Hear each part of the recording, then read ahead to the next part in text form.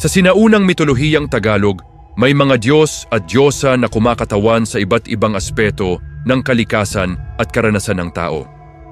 Hindi lamang sila bahagi ng paniniwala, sila ay mga presensyang nagbibigay kahulugan sa mundo, lalo na sa mga bagay na hindi madaling ipaliwanag. Isa sa mga mahalagang Diyosa sa sistemang ito ay si Tala, ang Diyosa ng mga bituin at liwanag sa gabi.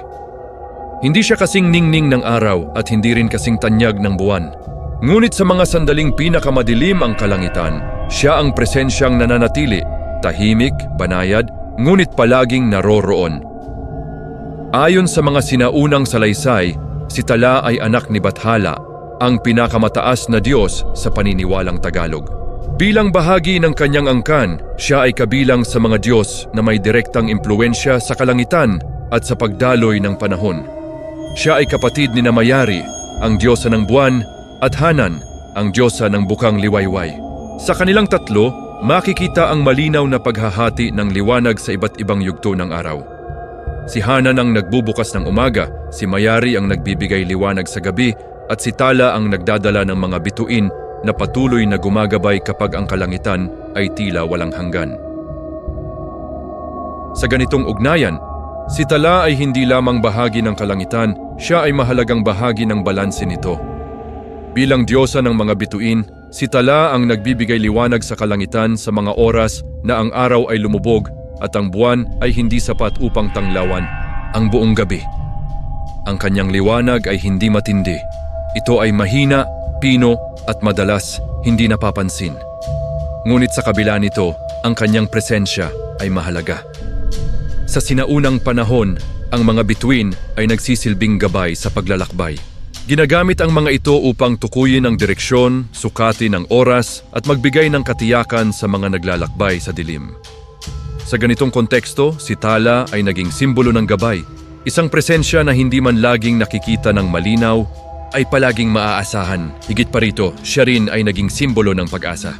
Sa bawat gabing madilim, ang mga bituin ay paalala na ang liwanag ay hindi kailanman tuluyang nawawala. Isa sa mga pinakakilalang salaysay na may kaugnayan kay Tala ay ang digmaan sa pagitan ng mga Diyos at ng madilim na nilalang na kilala bilang ulilang kaluluwa. Ayon sa alamat, nagkaroon ng matinding labanan sa kalangitan, isang sagupaan na nagdala ng kaguluhan at kadiliman sa mundo. Sa gitna ng digmaang ito, nasugatan si Mayari at nawalan ng isang mata. Dahil dito, ang kanyang liwanag bilang Diyosa ng buwan ay hindi na muling naging kasing ningning ng dati. Matapos ang labanan, nagkaroon ng bagong kaayusan sa kalangitan. Ang araw ay nanatili kay Bathala, ang buwan ay ipinagkatiwala kay Mayari, at ang gabi kasama ang mga bituin ay napunta kay Tala. Matapos ang labanan, si Tala ang naging tagapangalaga ng liwanag sa gabi. Ayon sa ilang salaysay, siya ang nagkalat ng mga bituin sa kalangitan upang matiyak na ang mundo ay hindi tuluyang malulunod sa kadiliman. Ang bawat bituin ay nagsilbing maliit na ilaw. Hindi sapat upang gawing maliwanag ang gabi, ngunit sapat upang magbigay ng direksyon at pag-asa. Sa ganitong paraan, si Tala ay naging higit pa sa isang Diyosa ng kalangitan. Siya ay naging tagapag-ingat ng liwanag sa mga oras na ang mundo ay nasa dilim. Sa mas malalim na pagtingin, si Tala ay hindi lamang isang Diyosa sa mitolohiya. Siya ay kumakatawan sa isang mahalagang ideya na kahit sa pinakamadilim na sandali, may liwanag pa ring natitira. Ang kanyang presensya ay hindi kailangang maging malakas upang maging mahalaga. Sa katunayan, ang kanyang kahinaan sa liwanag ang nagbibigay sa kanya ng natatanging kahulugan.